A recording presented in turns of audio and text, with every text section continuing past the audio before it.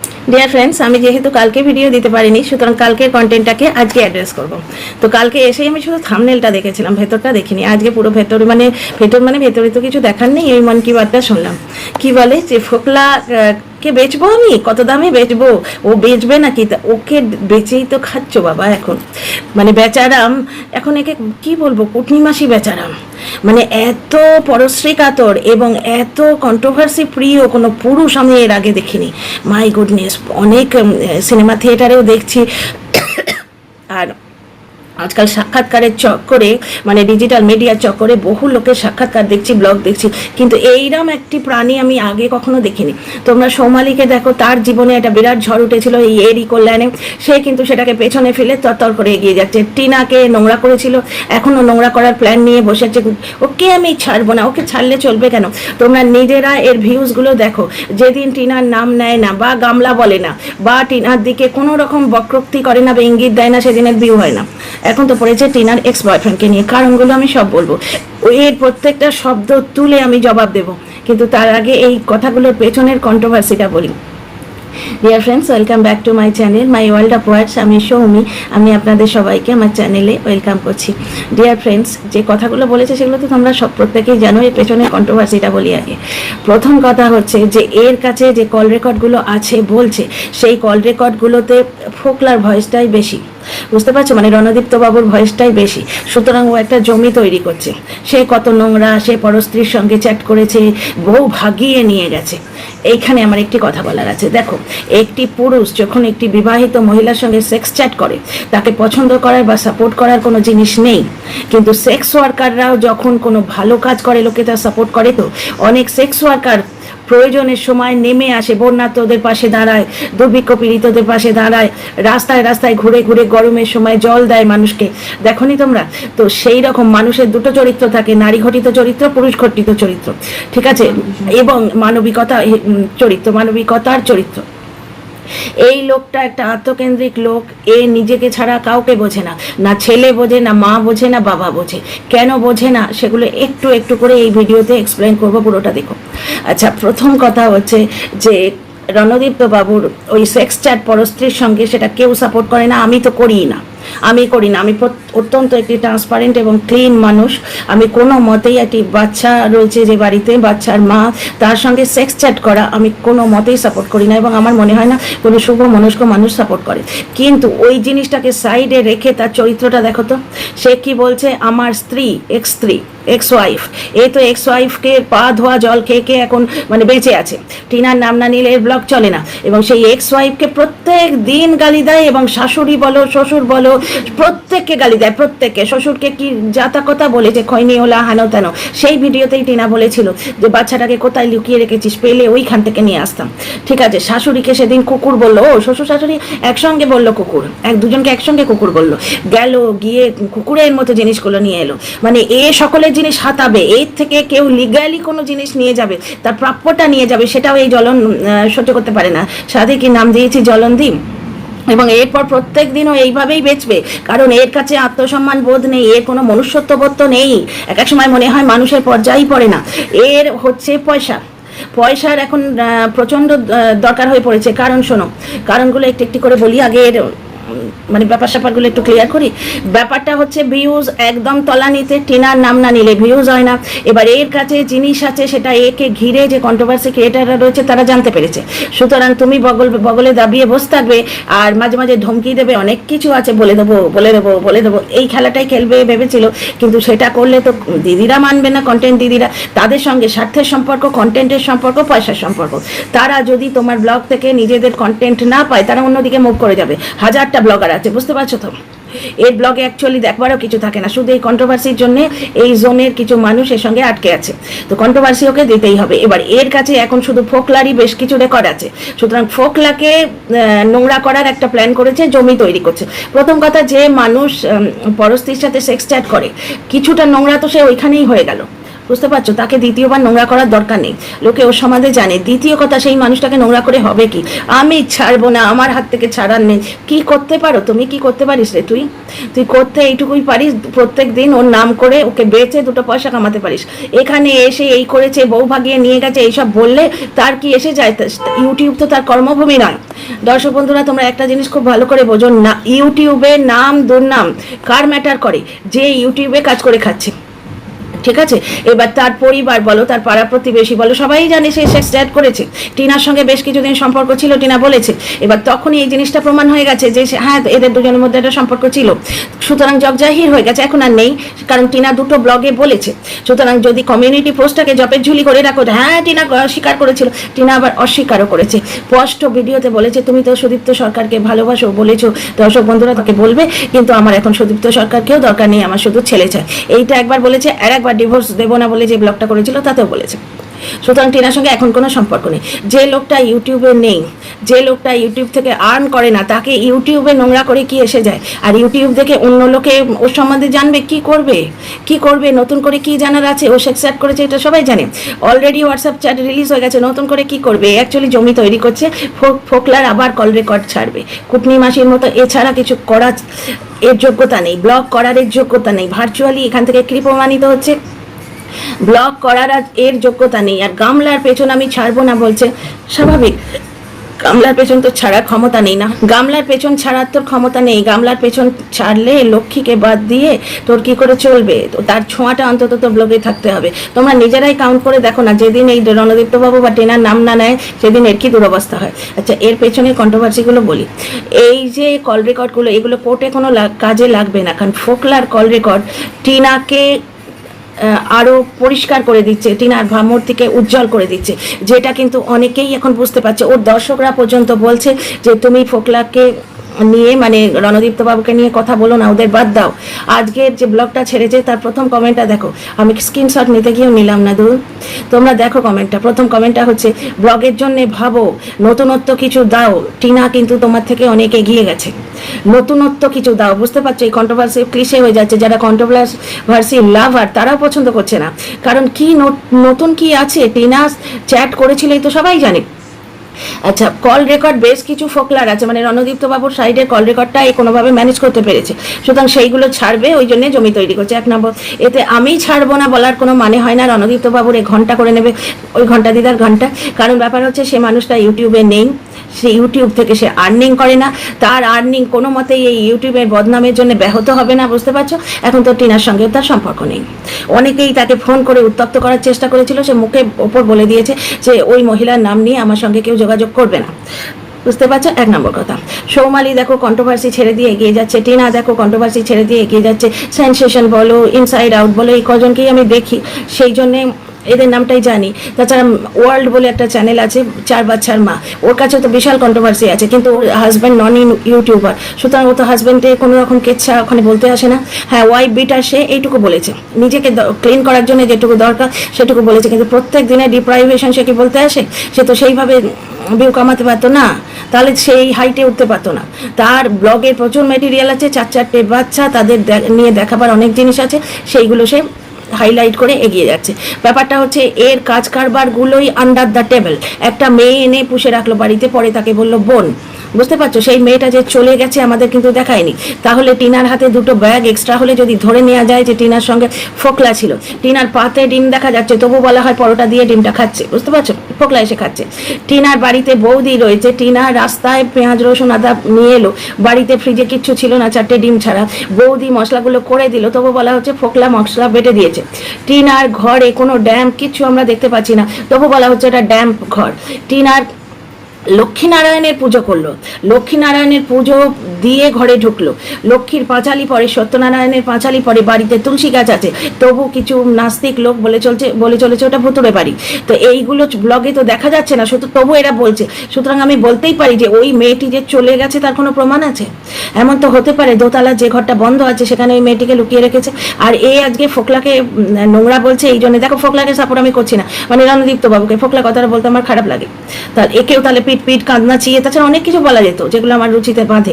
ব্যাপারটা হচ্ছে যে একটা জিনিস দেখো, রণদীপ্ত বাবু পরস্ত্রীর সঙ্গে চ্যাট করেছে, ঠিক আছে, তারপর তাকে মেরে বার করে দিয়েছিল এই মা ছেলে, গ্রিলে তালা দেওয়া ছিল। টিনা কিন্তু বেরিয়ে গেছে, মা এবং দাদার সঙ্গে বেরিয়ে যেতে বাধ্য হয়েছে, শাশুড়ির মোবাইল থেকে ফোন করেছিল, এগুলো আমরা সব জানি।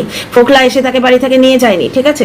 আর ব্যাপারটা কি হয়েছে যেহেতু আমি জানি, যার জন্য এগুলো আরও তোমরাও জানো, তো যার জন্য আরো জোরের সঙ্গে বলতে পারি। সুতরাং বউ সে ভাগিয়ে নিয়ে যায়নি, পরবর্তীকালে সিচুয়েশন ক্রিয়েটেড হয়েছে, এ বউয়ের ওই মেয়েটি মানে এর বউয়ের পাশে সেই দীপ্তবাবু এসে দাঁড়াতে বাধ্য হয়েছে, দাঁড়িয়েছে। এইখানে কিন্তু তার একটা ভালো মনুষ্যত্ববোধের পরিচয় পাওয়া যায়। এই কি করেছে, আসানসোলে গেল, খুঁজে খুঁজে একটি পরস্ত্রীর সঙ্গে চ্যাট করলো, তারও একটি ছোট বাচ্চা আছে ওই টিনার বাচ্চার মতো, তাই নয়, মানে ফোন করলো, সেক্স চ্যাট কিনা আমি জানি না, ফোন করলো, চ্যাট করলো, করে তাকে ধাওয়া করে আসানসোল অবধি গেল। দীপ্তবাবু কোনোদিন টিনার সঙ্গে তার শ্বশুরবাড়িতে দেখা করতে এসছে, কোনোদিন এসছে? এই কিন্তু আসানসোল অবধি গেছিল, তার সঙ্গে এক রেস্টুরেন্টে বসে খেয়েছে। টিনা কিন্তু ওই দীপ্তবাবুর সঙ্গে কোনোদিন ডেট করেনি শ্বশুরবাড়িতে থাকাকালীন, তার সঙ্গে ডেটিং করেছে, মানে ওই একসঙ্গে রেস্টুরেন্টে খেয়েছে, গাড়িতে বসে অনেক কিছু করেছে, বুঝতে পারছো। মেয়েটি নিজে এসে আলিবাই দিয়েছে। সুতরাং কেসটা বুঝতে পারছো, এ কোথায় পরিষ্কার যে আজকে দীপ্তকে এ নোংরা বলে। দীপ্ত নোংরামো করেছে, কিন্তু তার সঙ্গে এও নোংরামো করেছে। একটি মেয়ে বাড়িতে পুষে রেখেছিল, আমার ধারণা যেটা, দেখো এগুলো অযৌক্তিক কিছু না, এগুলো বুঝেই নেওয়া যায়। একটা অজ পাড়াগাঁ, যেদিন সেই কচু পাতা তুলতে গেল সেদিন আমরা দেখতে পেলাম একবারে অজ পাড়াগাঁ। তাছাড়া এ নিজে যখন ভিউ লোটার হয় তখন কি বলে, আমি চাষি ঘরের ছেলে। তো চাষি ঘরের ছেলে যারা, মানে চাষবাস যাদের আছে, আমাদের তো এত জমি আছে, আমাদের অত জমি আছে, বাড়ির চাল পাই, তাহলে জমি জমা যেখানে থাকে সেটা গ্রাম। ব্লকটা আমরা দেখছি পুরো গ্রাম ওটা। তাহলে একটি গ্রামে যদি একটি অনাত্মীয় মেয়ে বাড়িতে এসে থাকে, গ্রামের লোকেরা হাঙ্গামা করবে না? তাই হয়। সোসাইটিতেই জানতে পারলে লোকে হাঙ্গামা করে, সোসাইটিতেই। কারণ দেখো আমরা যে সোসাইটিতে আছি সেখানে একটা প্রস্টিটিউশন হচ্ছে বা ওই রকম কলগার্লশিপ হচ্ছে, সেই সোসাইটির লোকেরা মেনে নেবে না? আমরা মেনে নেবো না, ডেফিনেটলি মেনে নেবো না জানতে পারলে। হ্যাঁ, বড় বড় শহর যেখানে কেকার গোয়ালে ধোঁয়া দেয়, প্রত্যেকে জীবনযুদ্ধে ব্যস্ত এবং কামাবার জন্য এসছে, সেগুলো আলাদা, বুঝতে পারছো। নর্মালও কিন্তু দিল্লি বোম্বেতেও সোসাইটির মধ্যে জানাজানি হয়ে গেলে অশান্তি হয়, এ ও এর মিটিং বসে, ওই জন্য এই সোসাইটিতে ব্যাচেলার রাখতে দেয় না। এমনকি বিবাহিত লোক যারা হয়তো আশপাশে গ্রামে থাকে, এই বড় শহরটায় কাজ করতে এসছে, তাদেরও অনেক সময় রাখতে দেয় না, এবং রাখতে দিলে যে রেখেছে বাড়িওয়ালার সঙ্গে খুব ঝামেলা হয়, এ ও এতে প্রমাণ দিতে হয়, পুলিশ ভেরিফিকেশন, হেন তেন অনেক কিছু হয়। সুতরাং আমি বলতেই পারি যে বাড়িতে ওই মেয়েটিকে রাখার জন্য গ্রামে প্রচণ্ড ঝামেলা হয়েছে, বুঝতে পারছো। এবং মেয়েটি চলে গেছে কিনা তার কোনো প্রুফ নেই। এই কি ভেবেছিল জানো তো, ওই মেয়েটির কোনোদিন নাইটি, তারপর তার পাশে আবার অন্তর্বাসটাও দেখাতে হবে, কারণ নাইটি বললে লোকে মানবে না, ভাববে যেহেতু টিনার দুটো নাইটি ওর মা রেখে দিয়েছে দাবিয়ে, পরে রাত্রিবেলা হতেই পারে, বয়স্ক মানুষ এখন রাত্রিবেলা হয়তো নাইটি পরে শোন, তাতে অন্যায় কিছু নেই, কিন্তু পাশে অন্তর্বাসটি দেখিয়েছে। আবার কাপড় তুলতে গিয়ে যখন পেছন থেকে মেয়েটি ডাকছে, সেই নাম ধরে ডাকছে, সেই গলাটা শুনিয়েছে। ও ভেবেছিল মেয়েটিকে পুষে রাখবে, এইরকম একটু একটু চুটুক চুটুক করে ইচ্ছে করে ব্লগে দেখাবে, কন্ট্রোভার্সি ক্রিয়েটাররা ওকে নিয়ে বলবে, ও চর্চায় থাকবে, বুঝতে পারছো। আর গাছেরও খাবে, তলারও করবে, আর মেয়েটার সঙ্গে যা কুলু কুলু করা সে তো করবেই, বুঝতে পারছো। গ্রামের লোকদের জন্য আমার মনে হয় সেটা হতে পারেনি। এবার মেয়েটি চলে গেছে, তার কি কোনো প্রমাণ আছে? কেন বলছি আমার মাথায় এই জিনিসটা স্ট্রাইক করছে। একটা জিনিস ভেবে দেখো, মাকে নাকি প্রচন্ড ভালোবাসে, তাহলে মায়ের শরীর আধখানা হয়ে যাচ্ছে, দুয়াধখানা হয়ে যাচ্ছে, মায়ের শরীর কেটে কেটে। নিজেই বললো মা আগের মতো খাটতে পারে না, বাবু আগের মতো খাটতে পারে না, তাহলে একটি কাজের লোক রাখতে ক্ষতি কি? তিলের নাড়ু করার জন্য একটি বুড়ি ঠাকিমাকে ডেকে আনতে হয়েছিল, ঠিক আছে, একটি কাজের লোক তো রাখতেই পারতো। আমার মনে হয় কাজের লোক রাখতে পারে না, বাড়িতে এমন কিছু হয় সেগুলো দেখাতে পারবে না, সেই জন্যই। কারণ তোমরা বলো না এতে যুক্তি আছে কি না? আজকে টিনার বাড়িতে একটি খাঁড়া আছে না, কোনো কারণে কোথাও ছায়া দেখা যাচ্ছে, সেটাকে যদি ভৌতিক বলা যায়, ঠিক আছে, ওটা ভৌতিক ফ্ল্যাট, ওখানে অশরীরী আত্মা আছে, যে বাড়িতে লক্ষ্মী নারায়ণ আছেন, কত বড় নাস্তিক হলে কথাগুলো বলা যায়। মা লক্ষ্মী যেখানে পা দেন, সে ফটোতেই হোক আর যেভাবেই হোক, লক্ষ্মী নারায়ণ বুকে নিয়ে টিনা ওখানে গেছে। টিনার আসল মাইন্ডটা দেখো, হ্যাঁ ওর মনের মধ্যে একটা প্রচন্ড খালি জায়গা ছিল, কিরম রোমান্টিক মেয়ে তোমরা দেখেছো, আদুরে মেয়ে, বাড়ির কনিষ্ঠ সন্তান, আদরে মেয়ে, দাদা ভাই পর্যন্ত আদর করে, দেখলে তো কত আদরের সম্পর্ক। এরা ডোমেস্টিক ভায়োলেন্স বেঁচে কতদিন করে খেলো। দাদা ভাই পুরো বাবার স্থানটা নিয়েছিল বাবার অ্যাবসেন্সে। আচ্ছা, বাবার আশা নিয়েও অনেক কন্ট্রোভার্সি হচ্ছে, সেটা পরে ব্লগে, এখানে অন্য কথা বলতে এসেছি। তো অত আদরে মেয়ে 24 ঘন্টা অত মুখ জানটা রাফলি কথাবার্তা, স্বামীকে কাছে না পাওয়া, কারণ স্বামী সন্তানকে যে সে ভালোবাসতো সেটা দীপ্তবাবুর কথনই বলে দিচ্ছে, তুই আমায় ভালোবাসিস কিন্তু তোর শ্বশুরবাড়ির লোকেদের স্বামীকে একটু বেশি ভালোবাসিস, এবং শ্বশুরবাড়ির লোকেদের বলছি ইনক্লুডিং শ্বশুর শাশুড়ি, বুঝতে পারছো। তো টিনাকে তো আরো পরিষ্কার করে দিল। টিনা কি বলেছিল, ও দীপ্তবাবু কি বলছেন যে তুই শ্বশুর বাড়ির লোকেদের জন্য মরবি, তার মানে টিনা কি বলেছিল যে আমি বাড়ি ছেড়ে কোনোদিন যাবো না, শ্বশুর বাড়ি ছেড়ে, দরকার হলে আমি মরবো, বুঝতে পারছো। আমার এইটাই মনে হচ্ছে, সবারই এইটাই মনে হচ্ছে। তুই ওদের জন্য মরবি, তুই তো আমাকে ভালোবাসিস না। দ্বিতীয় কথা কি বলছে, যে কোনোদিন বলেছিস সামনে এসে দাঁড়াও, তুই বললে আমি হয়তো সাহস পেতাম। তাহলে যে সামনে এসে দাঁড়াবারই সাহস পায় না, সে বউ কি ভাগিয়ে নিয়ে যাবে? তারপরে দ্বিতীয় কথা হচ্ছে যে টিনা কোনোদিন তাকে ডাকেনি, এইগুলো বোঝা যাচ্ছে, বুঝতে পারছো? এই পাড়ার লোকেরাও নিশ্চয়ই ভিডিও টিডিও দেখে, তারাও বুঝছে। তার উপর দর্শকদের মতও ঘুরছে, ওর দর্শকদের মত ঘুরছে, বুঝতে পারছো? অনেকেই বুঝছে। আচ্ছা, এখানে একটা কথা বলি, এই লোকটা বলছে দীপ্তবাবুর ফলোয়ার্স। আচ্ছা, দীপ্তবাবুর ফলোয়ার্সে আসার আগে তোমাদের কন্ট্রোভার্সিটাই তো বলা হলো না। ব্যাপারটা হচ্ছে এ সেবিকা ম্যাডামের কাছে গেছে, সেবিকা ম্যাডাম চ্যানেল গ্রো করছেন, ইউটিউবে লাইক করো, নানা রকম, সেদিন কি বললেন, লাইক করো, সাবস্ক্রাইব করো, তারপরে মাঝেই 4 ঘন্টা 5 ঘন্টা ধরে লাইভ করছেন, ঠিক আছে? তার মানে ওনাকে নিয়ে কথা বলাই যায় কন্ট্রোভার্সি জোনে যখন রয়েছেন। তাহলে এই সেবিকা ম্যাডামের কাছে গেছেন, সেবিকা ম্যাডামের মেইন অস্ত্র কেস, এর মেইন অস্ত্র যেমন কুটকচালি কর, তো ব্লগার নয়, তো কন্ট্রোভার্সি ক্রিয়েটার। তো এই মেল কন্ট্রোভার্সি ক্রিয়েটারটির যে অস্ত্র সেটা হচ্ছে কুটকচালি করা। সেবিকা ম্যাডামের কি অস্ত্র? মেন কেস করা। কেস করতে কিন্তু পয়সা লাগে। ওদিকে বাংলাদেশে এটা প্রচণ্ড গণ্ডগোল হচ্ছে, যার জন্য মনটা খুব আহত হয়ে রয়েছে। কারণ স্টুডেন্ট আন্দোলন এইভাবে জঙ্গি রূপ নেবে, এইভাবে জিনিসপত্রগুলো ভেঙে দেওয়া হচ্ছে। সবে বাংলাদেশ একটু উন্নতি করছিল, ক্রিকেটের দুনিয়ায় বলো বা চারপাশে আমরা সবাই বলছিলাম, শুনছিলাম, বাইরের লোকেরা বিদগ্ধজনেরাও বলছিল, আমরা নিজেরাও বলছিলাম যে দেখো ওইটুকু দেশ কিভাবে তত্তর করে এগিয়ে যাচ্ছে। সেই জিনিসটি হঠাৎ করে কি হয়ে গেল, কোথা থেকে কি হয়ে গেল, কিভাবে আবার সেই জিনিসটি থেমে গেল? কারণ এখন তো বর্তমানে দেশটা স্টেবল হবে, তারপর তো প্রগতি, বুঝতে পারছো? তো ওই ভাই বোনেদের ভিডিও আমি দেখছি, বাঁচাও করে চিৎকার করছে, মানে সহ্য করা যায় না, এক একটা ভিডিও পুরো দেখা যায় না। ওনাদের সঙ্গে আছি, মানসিকভাবে 24 ঘন্টা প্রার্থনা করছি যে আমার বাঙালি ভাই বোনগুলো যেন ভালো থাকে।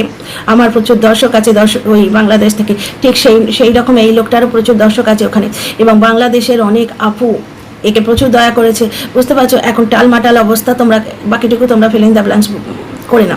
তো সুতরাং সেবিকা ম্যাডাম যদি অন্য কোনো কেসের সন্ধান একে দেয়, কেস করা মানে পয়সাতে, পয়সাটা কোথেকে জোগাড় করবে? ভিউ থেকে। ভিউয়ের অবস্থা দেখছো, সুতরাং ফোকলাকে ওকে বেচতে হবে। এক হচ্ছে কন্ট্রোভার্সি ক্রিয়েটারদের চাপ, দ্বিতীয়ত হচ্ছে প্রধান দালাল দিদির চাপ। সে একটা ভয়ঙ্কর ভিডিও করে বলল যে তোমার বিরুদ্ধে এবার আমি মুখ খুলবো, তুমি যদি না বলো, তুমি যদি ওই ইয়েগুলো না দাও, তাহলে তুমি ভীতু, তুমি কাপুরুষ, তোমার বিরুদ্ধে আমি বলতে শুরু করব। কেন বলছি চাপ? শোনো, এখানেও যুক্তি আছে, ওদের মধ্যে ফোনে যোগাযোগ আছে, ওদের মধ্যে বাড়ি যাওয়া যাই আছে, সুতরাং এই কথাগুলো পার্সোনালি ওরা বলতে পারতো, ভিডিও করে কেন বলছে? তার মানে একটা ডিজিটাল চাপ দেওয়া হচ্ছে যে তুমি আমার কথা না শুনে চললে আমি তোমার বিরুদ্ধে এবার মুখ খুলবো, এইটাই তো আমরা ধরে নিচ্ছি। এবং তার কাছে এর প্রচুর সোর্স আছে, মানে এর প্রচুর, এ যেমন সে ফোকলা করে মারা যাচ্ছে এখন, ঠিক সেই রকম এর বহু তথ্য তার কাছে আছে। সুতরাং বুঝতে পারছো, তাকে সন্তুষ্ট করাও দরকার। বা এবং তার পেছনে সানাইয়ের পো ধরে অন্য কন্ট্রোভার্সি ক্রিয়েটাররা গীত গাইতে শুরু করেছে, কারণ তারা দেখছে আমাদেরই ফায়দা। তো এ যদি কন্টেন্ট দেয়, আমরা রোজ বসে যাব ওর কন্টেন্ট নিয়ে। কারণ কতদিন আর ভৌতিক ফ্ল্যাট বলে চালাবো, কতদিন টিনার নাইটির ছায়া কি ফোকলার ছায়া বলে চালাবো? আমাদের কন্টেন্ট দরকার। সুতরাং কন্টেন্ট দিদিদের খুশি করতে হবে। সেবিকা ম্যাডামের কাছে যদি যায়, ম্যাডাম কেস করতে বলবেন, কেসের জন্য পয়সা লাগে, বুঝতে পারছো? উকিলের ফিস লাগে, যাতায়াতের খরচা লাগে, প্লাস কোর্ট কাছারিরও একটা তাগড়া খরচা আছে, বুঝতে পারছো? লোকটা পড়েছে একদম দৌড়টানায়, মানে শাঁখের করাতে পড়েছে, বুঝতে পারছো? আর সেই জন্য বলতে এসছে। এবার ব্যাপারটা হচ্ছে যে বড্ড লম্বা হয়ে গেল ভিডিওটা, তাও 2 লাইনে বলে দিই। ফোকলার ফ্যান ফলোয়ার্স, মানে ও ভার্চুয়ালি বলতে চাইছে, কায়দা করতে চাইছে। দুটো কায়দা আছে, এক হচ্ছে ফোকলার সম্বন্ধে কেউ যদি কথা বলে, তাহলে সে ওর ফ্যান হলো এবং সে পরকিয়া করছে, বলছে না তারা সবাই পরকিয়া করছে। ভাই তুই আসানসোলে ছুটেছিলিস, আর তুই অন্য লোককে বলবি পরকিয়া করছে, আর সে পরকিয়াকারী হয়ে যাবে? তুই বাড়িতে মেয়ে পুষেছিস, আর অন্য লোককে ক্যামেরা খুলে বলবি তারা সবাই পরকিয়া করছে, আর হয়ে যাবে? তারা তোর মানসিক সুস্থতা নিয়ে প্রশ্ন তুলবে। দ্বিতীয় কথা, এই রণদীপ্ত বাবুকে খোঁচাচ্ছে। রণদীপ্ত বাবু যদি ইনস্টাগ্রাম থেকে আর একটা কিছু পোস্ট দেন, তাহলে একটা বেশ কন্টেন্ট হয়, বুঝতে পারছো? কন্টেন্টের বড় অভাব, কারণ এই কুটকচালি করেই ওকে খেতে হবে, ফোকলাকে বেঁচে খেতে হবে। কি দুরবস্থা, কি দুর্দশা, মানে কি বিক্রির অবস্থা। আগে টিনা খাওয়াতো, এখন টিনার এক্স বয়ফ্রেন্ড খেতে দিচ্ছে। আচ্ছা, এত যে কেস ফেস করে রেখেছে এই লোকটা, ফেক কেস দিয়েছে, তোমরা শুনেছো বিয়ের আগে বিয়ে আছে বলে, টাইটেল শ্যুট করেছে। এবার এগুলোর খরচাপাতি নেই, ব্লগ থেকে পয়সা তুলতে হবে, কোর্ট কাছারি খরচা সামলাতে হবে, এবং ব্লগ তখনই চলবে যখন কন্ট্রোভার্সিয়াল এলিমেন্ট দেবে। কারণ কন্ট্রোভার্সিয়াল এলিমেন্ট না দিলে দিদিরাও হাতছাড়া, পয়সাও হাতছাড়া। তোমরা এই এত ব্লগার দেখছো, তো কোনো ব্লগারকে দেখেছো এরকম কন্ট্রোভার্সি আগড়ে ধরে? সেই অন্তর্জলি যাত্রার সময় শুনেছি গরুর ল্যাজ ধরিয়ে দিত, তার বৈতরণী নাকি পার করিয়ে দেবে, এরম অনেক আমরা পড়েছি। জিম করবেটের একটা লেখা আমি পড়েছি, মনে হচ্ছে ক্লাস 7 স্ট্যান্ডার্ডে। এইবার সেই গরুর লেজ ধরার মতো করে এই কন্ট্রোভার্সির লেজ ধরে বসে আছে, কারণ ও ছাড়া ওর উপায় নেই। তোমরা এই জিনিসটা খুব ভালো করে দেখো, এই কন্ট্রোভার্সি ক্রিয়েটারটা, এ তো আর ব্লগার নয়, ব্লগ করার যোগ্যতা নেই, এই কন্ট্রোভার্সি ক্রিয়েটারটার এছাড়া আর উপায় নেই। আচ্ছা, ফোকলার ফ্যান ফলোয়ার্সের কথাটা পরের ভিডিওতেও আসবো আমি, এটা বড্ড লম্বা হয়ে গেল। ব্যাপারটা হচ্ছে দর্শকরাও বুঝছে এবং আমরা বুঝিয়ে দিচ্ছি, চোখে আঙুল দিয়ে আমি দেখিয়ে দিচ্ছি। এক্স স্ত্রীকে গালি দেব না, এককালে তো তাকে ভালোবেসেছিলাম। যে মানুষটা এই কথাটা বলে আর যে মানুষটা প্রত্যেক দিন তার সন্তানের মাকে গালি দেয়, শ্বশুরবাড়ির লোকেদের গালি দেয়, ওই পরস্ত্রীর সঙ্গে চ্যাট করা ব্যাপারটা সরিয়ে রাখলে কার চরিত্র ভালো? এমনি মানুষ হিসেবে দেখতে গেলে দীপ্তবাবুর চরিত্র অনেক ভালো। আর একটা জিনিস দেখো, এ আসানসোলে গিয়ে কুলুকুলু করে পালিয়ে এসছে, ঠিক আছে, তার সঙ্গে সম্পর্ক কাট আপ করতে চেয়েছিল, তাই জন্যই তো সে মেয়েটি খেপে গেছিল। দীপ্তবাবু কিন্তু তার ভুলের পাশে এসে দাঁড়িয়েছিলেন, ভুলের মাসুল উনি গুনেছেন। উনি টিনার অসহায় অবস্থায় টিনার পাশে এসে দাঁড়িয়েছিলেন। দীপ্তবাবু পাশে এসে না দাঁড়ালে মেয়েটি কিন্তু ভেসে যেত, বুঝতে পারছো? সেই অসহায় সময়টায় উনি টিনার পাশে এসে দাঁড়িয়েছিলেন, তার মানে উনি ভুল করেছেন, সেই ভুলের মাসুল উনি দিয়েছেন, সাজা নিয়েছেন। উনি মুখ মুছে চলে যাননি যে বেশ করেছি, চ্যাট করেছি, ওই সময়ের মজাটা তো নিয়ে নিলাম, এখন তুই যা ভার্মে যা। বেশিরভাগ লোকই তাই করে এবং এই লোকটিও তাই করেছে, ফেসবুক থেকে পরস্ত্রীর সাথে চ্যাট করেছে। তাহলে এর সঙ্গে দীপ্তবাবুর আলাদা কোন জায়গায়? মানে নারী ঘটিত ইয়েতে আলাদা কোন জায়গায়? হ্যাঁ, মনুষ্যত্বের দিক থেকে দীপ্তবাবু অনেক বেটার। তিনি কি বললেন, এক্স স্ত্রীর সঙ্গে আমি খিস্তি দেবো না, এর সন্তানের মাকে প্রত্যেকদিন খিস্তি দেয়, কাজ কি বললো, শাকচুন্নি, শ্বশুর শাশুড়িকে কুকুর, আরও জানোয়ার ফানোয়ার কত কিছু বলে। 2 নম্বর কথা হচ্ছে, সে পরস্ত্রীর সঙ্গে চ্যাট করেছে, ওই লোকটা ফেসবুকে খুঁজে খুঁজে একটা পরস্ত্রী বার করেছে, করে তার সঙ্গে চ্যাট করেছে, তার সঙ্গে দেখা করতে গেছিল। দীপ্তবাবু কোনোদিন টিনার সঙ্গে দেখা করতে আসেনি সম্পর্কে থাকাকালীন। হ্যাঁ, মেয়েটা যখন ভেসে যাচ্ছিল, কোথাও থাকার জায়গা ছিল না, তখন পাশে এসে দাঁড়িয়েছিলেন। মানুষ হিসেবে কার চরিত্রটা বেটার তোমরা দেখো, বুঝতে পারছো? আর দীপ্তবাবুর ফ্যান ফলোয়ার্স কেউ আছে বলে মনে হয় না, ইনস্টাতে কেউ থাকতে পারে, ওয়াইটিতে সে তো নেই। আর দীপ্তবাবু যদি ওয়াইটিতে চ্যানেল খুলতো না, একজন কন্টেন্ট ক্রিয়েটার ওনাকে খুললাম অফার দিয়ে রেখেছিল যে আপনি চ্যানেল খুলুন, তুমি চ্যানেল খোলো, আমি তোমার পাশে দাঁড়াবো। সে টিনাকে হিংসে করে ওনাকে অফার দিয়েছিল যে আমি তোমার পাশে দাঁড়াবো। দীপ্তবাবু কিন্তু রাজি হননি, বুঝতে পারছো? কারণ এই ওয়াইটির নোংরামিটা উনি নিতে চাননি। ওয়াইটি থেকে রোজগার করতে পারলে উনি কিন্তু প্রচুর রোজগার করতে পারতেন। দ্বিতীয় কথা, এই যে টিনার সঙ্গে ব্রেকআপ হয়ে গেছে, টিনার জন্য উনি এত বদনাম খেলেন, সেই মেয়ে তার সঙ্গে ছেলের জন্য ব্রেকআপ করে নিল। এই সময় উনি তথ্য সাপ্লাই করতে পারতেন, নিজের সামনে না এসে বিভিন্ন কন্ট্রোভার্সি ক্রিয়েটারের সঙ্গে কন্ট্যাক্ট করে তথ্য সাপ্লাই করতে পারতেন। নিজে ফট করে একটি চ্যানেল খুলে টিনার সঙ্গে যারাই আসছে দেখছি, যেটা বাদ দাও, একটা চ্যানেল খুলে বা ফোনের থ্রু দিয়ে উনি কিন্তু এই টিনার ব্যাপারটা বেঁচে বেশ পয়সা কামাতে পারতেন, উনি কিন্তু সেটা করেননি। সুতরাং মানুষ হিসেবে তো দীপ্তকে আমার বেটার লাগছে, কারণ চরিত্রগতভাবে দীপ্তও নোংরা, এও নোংরা। ও পরস্ত্রীর সঙ্গে চ্যাট করেছে, এও পরস্ত্রীর সঙ্গে চ্যাট করেছে। দীপ্ত শ্বশুর বাড়িতে থাকাকালীন অন্তত টিনার সঙ্গে দেখা করতে আসেনি, এ তো একবারে গাড়ি চালিয়ে আসানসোল অবধি পৌঁছে গেছিল।